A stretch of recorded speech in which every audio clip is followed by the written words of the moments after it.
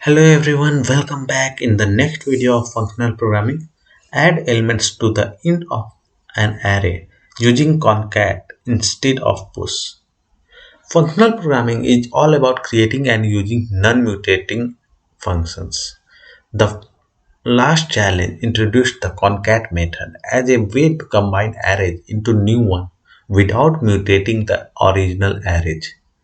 Compare concat to the push method.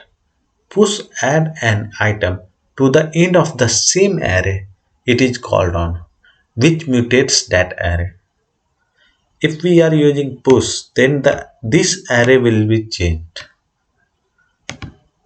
ARR would have modified the 1 to 3 and added this array as the fourth element, which is not the functional programming way. Concat offers a way to add new items to the end of array without mutating side effect.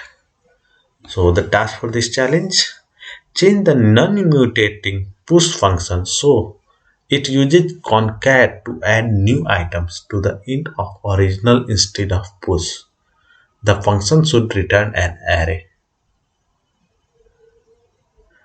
In this case, instead of push, we will use concat